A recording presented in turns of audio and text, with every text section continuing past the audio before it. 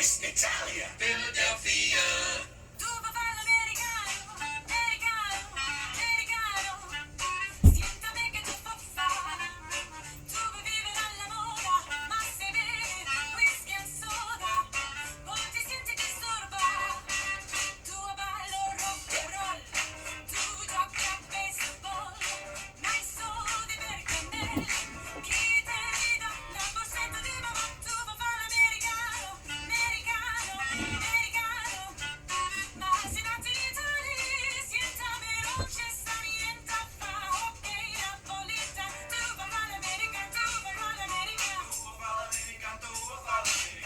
Romans, countrymen, and my fellow Americans, La Repubblica Americana is on air from Philadelphia, broadcasting worldwide from the cradle of American democracy. Here's Robert Petrone and Michael DePilla. Salve, I'm Rob Petrone. And I'm Mike DePilla. And this is La Repubblica Americana, where we explore how the Western world modeled the Roman Republic and how Italian culture influenced our Western heritage. Mike, the past few episodes we've been talking about Giuseppe Cirocchi's statues, in particular his Minerva statue, and we got some listener mail. I love listener mail, and this particular bit of listener mail came from Martha in New York City. And Martha is not only an avid listener of La Repubblica Americana, but she was an avid listener of Christopher Columbus University, and I dare say she was probably the valedictorian of Christopher Columbus University. So she writes to me after listening to our previous episode. She writes, "Hey Rob, hope all is well. Just heard your interesting episode 3 of La Repubblica Americana with Michael DePilla. Because Philly and New York City share the same history, I would like to add, number 1, there is a statue of Minerva at Grand Central Terminal as well. The following is an extract from Grand Central's website. Quote, the statue Transportation, alternatively the Glory of Commerce, adorns the front of Grand Central facing south. On the left side sits Hercules, representing physical strength. On the right, Minerva, goddess of wisdom and protectress of cities. Featured at the center is Mercury, god of travel and commerce. This sculptural grouping was considered the largest of its kind when it was built in 1914. Made of the same Bedford limestone facade as the terminal, it is 48 feet high and weighs 1,500 tons. And I just want to point out that when she wrote facade, she put the little sedilla under the C. I love that. Thank you, Martha. for like a nerd like me, I love that kind of stuff. Anyway, number 2, she writes, in addition, a copy of the Declaration of Independence was brought to New York City to be read to Washington after first being read in Philadelphia. He was on horseback in City Hall Park, then known as the Common, when he heard the reading. Number 3, lastly, as you know, the statue of Teddy Roosevelt was recently removed in front of the American Museum of Natural History precisely because he was on horseback. Sadly, in today's woke culture, this symbolized Teddy Roosevelt's superiority over the African and indigenous figures at his side. Enjoy your summer. Yes, Martha, you're absolutely right. And I know that you've heard me report on the Teddy Roosevelt statue fiasco in the news portions of Christopher Columbus University. And I agree with you that the woke scolds are just destroying our great republic. In fact, when asked what kind of government has the Continental Congress created, Benjamin Franklin famously said to the questioner, "A republic, madam, if you could keep it." So that's what we're trying to do is keep the republic here on La Repubblica Americana. We're trying to sing its praises. And speaking of singing, Mike, we're going to talk about a famous singer today, aren't we? Yeah, today we're going to talk about Fabian, who a lot of people know. Oh, yeah, I know Fabian. Fabiano Anthony Forte of South Philadelphia. As a matter of fact, he went to South Philly High School for Boys, which is where my father went. And everybody might remember his famous songs from the late 50s, Turn Me Loose and Tiger and Hound Dog Man. Yeah, so, well, Fabian, for those of us of our era, is famous as, of course, as a great singer of the 1950s and 60s.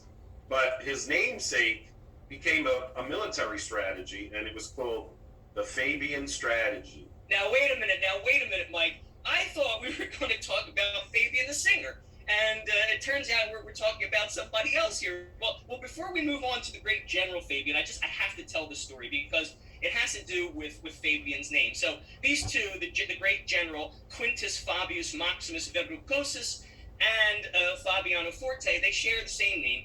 And when it comes to Fabian's name, Fabian was very popular, especially in South Philly in the late 50s, early 60s with those hits. And all the girls wanted him and all the boys wanted to be him. And so my Uncle Ralph joined the seminary, the Norbertines, in the early 60s. And at the time, Fabian was like this top pop star. So when with the Norbertine order and some other orders, when you join the seminary, or when a woman joins the convent, they can choose a religious name. So Uncle Ralph decided that when he joined the Norbertine seminary that he was going to take the name Fabian, in honor, of course, of Pope Fabian of the 3rd century of the year of our Lord.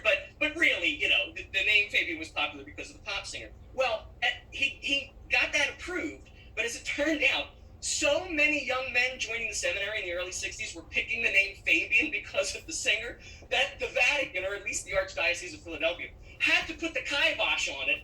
And so Uncle Ralph got in under the wire, but many of the young men who were proposing the name Fabian for their religious name got it denied because there were just too many Frater Fabians. So here's to you, Uncle Ralph, for getting under the wire as Frater Fabian. But go on, Mike, I digress. We're really talking about Fabius, the general. So tell us about Fabius the general. And you said that he's famous for this Fabian strategy. Now I know he was nicknamed, in addition to all these other names he had, Quintus Fabius Maxus Verrucosus, I know he was nicknamed the Cunctator, which in Latin means the delayer. Now, how does that relate to his Fabian strategy? Can you tell us? Right. So he's the delayer, and we're going to talk about his relationship to Hannibal and elephants, and eventually George Washington, and how it evolves into the Revolution. All right, so we're not talking about Hannibal Lecter. We're talking about the Carthaginian invader of Rome during the Second Punic War in the 3rd century before Christ, right? Right. So if anybody knows the story of Hannibal, Hannibal came from North Africa, from Carthage, which is today Tunisia. He decided his style was he was going to bring in elephants as part of his invasion, because how else can he beat these Romans? They were just too great of a power. And he comes in from the south, and he comes from Spain, and he goes across France, and then eventually he goes across the Alps, which is an amazing thing, and he ends up in the Alps. But of course, he's having a lot of trouble, and he's got to basically set up camp. And so this is something in the army that they do. Obviously, they set up camp, and this tradition continued for hundreds and hundreds of years. But if you're setting up camp and you're waiting sort of for the next battle, one of the things you have to do is you're going to need supplies. So now, who is the general who's trying to fight against Hannibal? Turns out it's Fabius. And Fabius decides to lay low, and he's hanging there out in the mountains. And what he does is he waits for Hannibal's scouts to go out and go get food. And he laid low, and then when he did, he attacked these small groups, because he couldn't attack the whole army of the Carthaginians, but he knew these small groups he could attack. And little by little, basically the encampment was starving because the scouts never came back. First group went out, the second group went out, and no food was coming back. So he was hitting them at the most basic thing that they needed, which was food and supplies. Now we fast forward, of course, to the Revolutionary War, and it's Christmas Eve. And the revolutionaries have this formidable foe. Who did the British bring in, Robert? They brought in the great Germanic mercenaries, the Hessians. Yes, the Hessians. So they had these Hessian soldiers, and they were encamped on the other side of the Delaware from here, north of Trenton. Of course, it was Christmas Eve, and they knew the next day was Christmas Day. So they said, well, geez, we got to relax, and let's, we'll set up camp, and we can party, and, and again, George Washington couldn't compete against these strong Hessian soldiers. But to a drunken group of Germans, he was able to come in, and he used the same Fabian strategy. And then, of course, he marches on to his famous crossing of the Delaware that we all know today. Fantastic. That's amazing. So George Washington once again reaches back to the great Roman Republic to aid in the war against the British in the Revolution. You know, it's interesting. The Hessians, they used to wear these high helmets, almost like a bishop's mitre, to give them the illusion of height in battle. And they also, rumor has it, they also used to file their teeth into sharp points to make them look fierce in battle. And so doing all of these sort of psychological warfare things really paid off for the Hessians, because people were terrified of the Hessians. There are even people who say, you know, like they would see Hessians running into battle, and they were smoking. Their bodies were smoking. You know, they gained this renown as being almost these demonic warriors. And interestingly, Blackbeard Pirate used to do the same thing. He would put fuses in his beard and light them so that he appeared more fearsome. You know, when he was plundering, he'd be smoking. But so the Hessians were these renowned mercenaries, and they ended up settling in the Appalachian Mountains, and so a lot of their descendants now live in more rural parts of the East Coast states, and the name Hess is a very common name in Appalachia. As a matter of fact, my father-in-law, his last name is Hess, and so that's an interesting story about the Hessians. They were really fierce warriors, and George Washington defeated them just like General Fabius defeated the very fierce Carthaginians. So what a great story. Thank you, Mike. And so, all right, let's move on to a little lighter topic. We'll go from military strategy to something much more fun. Let's talk about fashion. So, Fashion. Yeah. So, what can you tell us about the toga of the Roman Republic? Yeah, so the toga was, of course, the symbol of a Roman citizen, and that symbol was used, again, when the colonists wanted to harken back to Rome, and they were trying to fight the tyranny of the British. They would use this symbolism. So if we start at the very beginning of the Revolutionary Wars, probably one of the first acts that occurs was the Boston Massacre, where five American colonists were killed by the British. And on the anniversary of that, every year, this great doctor in Boston would deliver an oration to commemorate the event. But on the one event, you know, he was a doctor, so he's wealthy. He came in his chair before the Old South meeting place, and his servants handed him a bundle, and he disappears. And when he comes back out, here he is standing in a Roman toga, and he begins to deliver his oration on the tyranny of the British and how they had attacked the Americans back at the Boston Massacre. So we have this harkening back to Romans here. So this doctor is Dr. Joseph Warren, and he's known as Warren Togatus, which is like kind of his Roman name. You know, the Americans gave him a Roman name, and it literally means Warren the toga wearer, right? Right. Now, Joseph Warren, he was a Boston patriot, and he served as president of the Revolutionary Massachusetts Provincial Congress.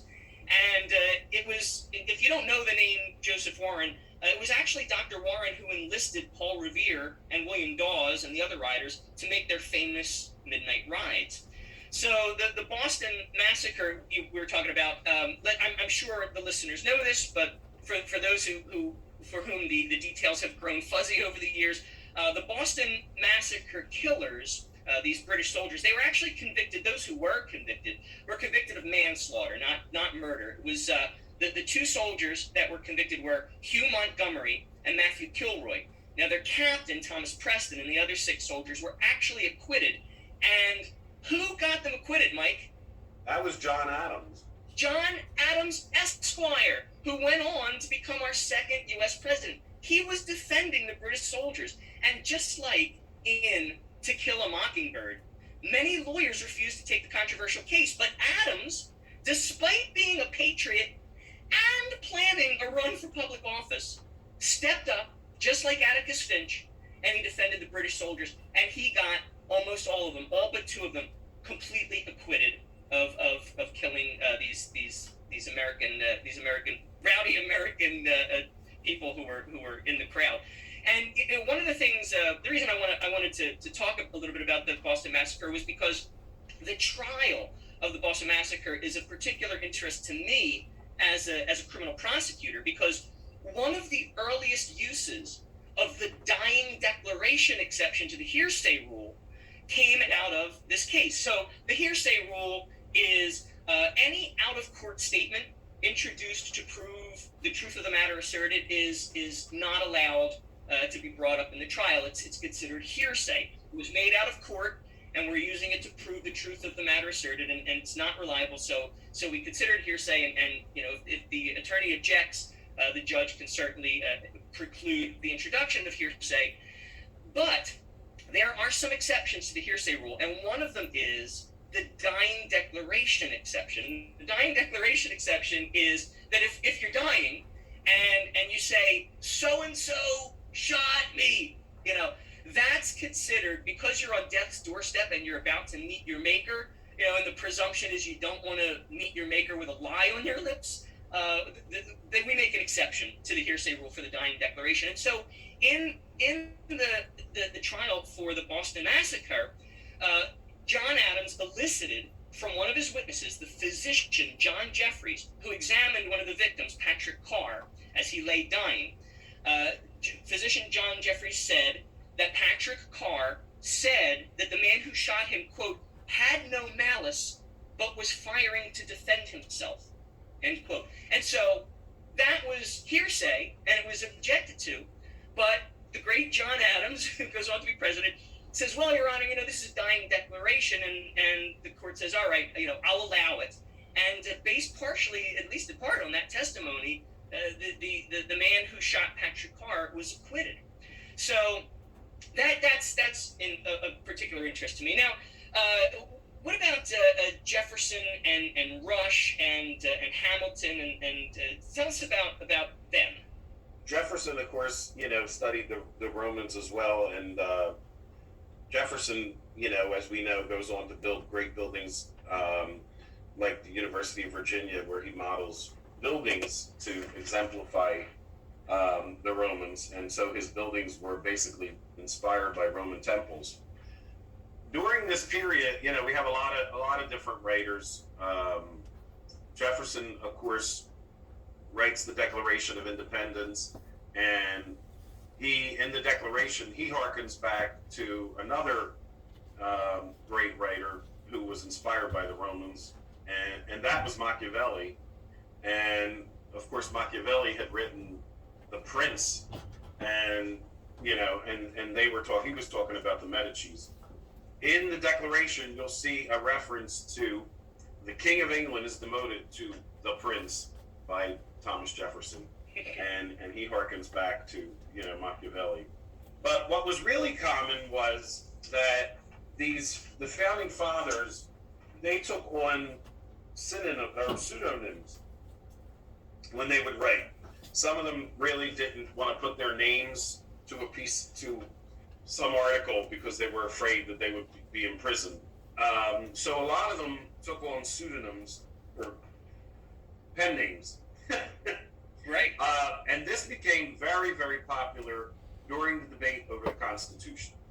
We had the Federalists and the Anti-Federalists fighting over the Constitution and whether the Constitution should be adopted.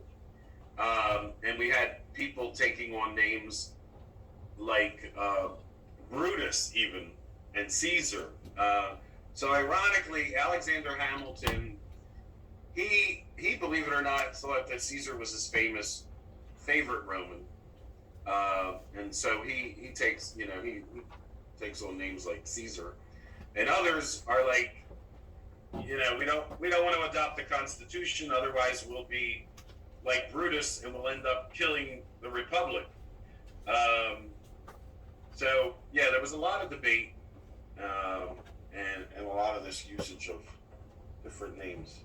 That's really interesting. And what did Thomas Jefferson say to Dr. Benjamin Rush, who our listeners may know goes on to be the treasurer of the United States Mint, but at the time he was probably the most famous doctor in America. So tell me, Mike, what did Thomas Jefferson say to Dr. Benjamin Rush about Hamilton's principle, the one Roman. Yeah. So when you say one Roman, we're talking about basically the Romans had the Tarquin kings prior to the formation of the Republic, and there was basically one king. And now here we are under the rule of King George III, and we basically have the same setup. We have one king and one ruler. Under the Romans, they didn't really believe in this. They believed in the concept of the consul during the government of the Republic. And the consul, there were two consuls, and they were sort of co-leaders. And in fact, our man Fabius goes on to become one of the famous consuls of Rome because of his victories in the battles. So now it's argued by some that our government sort of has two consuls in the sense that we have a president and a vice president. And so the power of the vice president was supposed to have been greater in the early days. And the vice president was the person who won the second largest number of votes, which would be very interesting today because we'd have Donald Trump would be the vice president, not some person who's just appointed the way we do it currently. So it's interesting how things have changed over the years. But under Caesar, the fear was that he wanted to make himself dictator, and he wanted to be the one and the only, and no assistant, and this was a great fear. And of course, this is why on the Ides of March, of course, that famous day, in the Senate of Rome, they go and they kill him, and he's murdered. Yeah. Yeah, I love the line from Shakespeare's play. I loved Caesar, but I loved Rome more. That's Brutus's famous line. So yeah, it is interesting how history repeats itself. I mean, first of all, we come full circle again, talking about the consuls and Fabius being one of them. But even as the American Republic, La Repubblica Americana, sort of repeats the controversies of the Roman Republic with the one Roman, the one Caesar. We see a lot of these things repeating today in American politics. Alexander Hamilton was an outspoken Federalist who advocated for a strong federal government, whereas Thomas Jefferson, an anti-Federalist or a Republican, argued that too much power in the hands of the federal government would lead to tyranny.